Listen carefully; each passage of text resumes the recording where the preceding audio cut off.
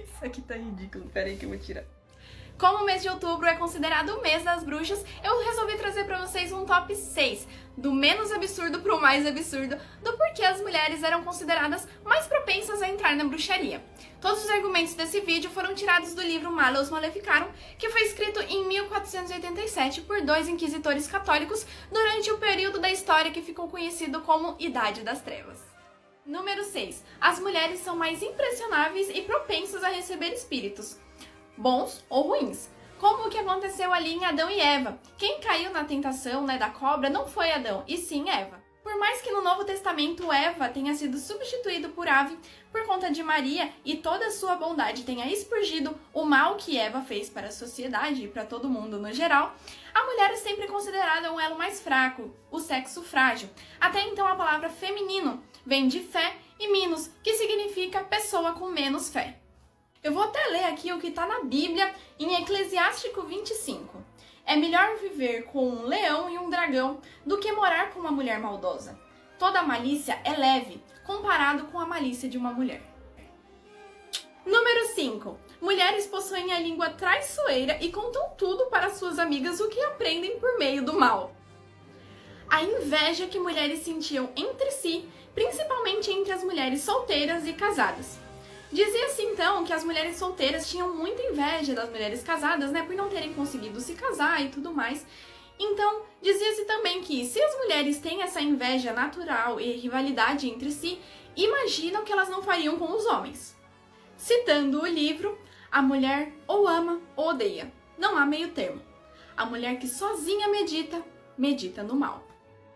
Número 3. As mulheres possuem memória fraca e não sabem muito bem o que está fazendo, então não conseguem distinguir direito o bem do mal. No livro, eles até citam mulheres que tiveram uma certa influência na época anterior a essa do livro, como Cleópatra e Helena de Troia, e diz que, pelos seus feitos, a gente compreende porque até hoje o mundo padece em sofrimento pelas escolhas das malícias das mulheres. Número 2. A cobiça carnal das mulheres é insaciável e para satisfazer a boca do útero copulam até com o demônio. Inclusive, um dos motivos para a mulher ser sentenciada à bruxaria é que tinha que ser provado que ela teve relações de fornicação com o demônio ou até engravidado dele. Número 1.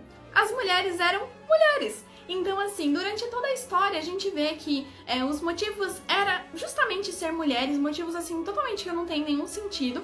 E ele cita até aqui no final desse capítulo que "E abençoado seja o Altíssimo, que até agora tem preservado o sexo masculino de um crime tão hediondo. Como ele veio ao mundo e sofreu por nós, deu-nos a homens esse privilégio." Ou seja, você tem o privilégio de ser homem, porque você é mais semelhante a Jesus Cristo, que veio à Terra em forma de homem, e as mulheres ficaram aí, sujeitas a ser do capeta.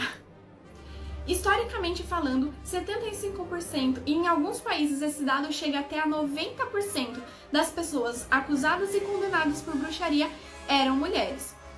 Isso é bem interessante de perceber porque na mesma época existia a alquimia, que era majoritariamente feita por homens e que é bem similar à bruxaria, salvo aí por algumas questões religiosas, mas a gente vê que não tem uma perseguição tão grande desses alquimistas, quanto tinha das bruxas, que no caso eram mulheres. Então a gente vê que é claramente um ataque ao feminino, à inteligência feminina, até porque quando a gente percebe que a gente fala de bruxaria, a gente não tá falando assim que a mulher era má. Ela era fraca, então ela é tão fraca, tão inferior, que ela não tem capacidade de ser má, capacidade de fazer as poções, visto que quem fazia isso era o demônio. Então você vê que a mulher é considerada tão fraca que nem pra fazer bruxaria ela serve. Quem atua sobre ela é o demônio, é o capeta. Além disso, as mulheres é quem tinham mais cuidado e mais atenção com os idosos, com as crianças, com os doentes. Eram elas que faziam as comidas da casa, quem cuidava dos temperos, da horta e tudo mais. Eram também quem tinham mais contato com a vida e com a morte, justamente por conta do parto. As parteiras também eram mulheres e também durante a morte, os cuidados com os enfermos e tudo mais. Tudo isso contribuía então para a acusação e a perseguição das mulheres, taxadas aí como bruxas, como do mal, como do demônio e etc. Que na verdade, coitadas, na maioria das vezes não era nada disso. Então, muito obrigada por você ter assistido até aqui. Um feliz Dia das Bruxas e até a próxima!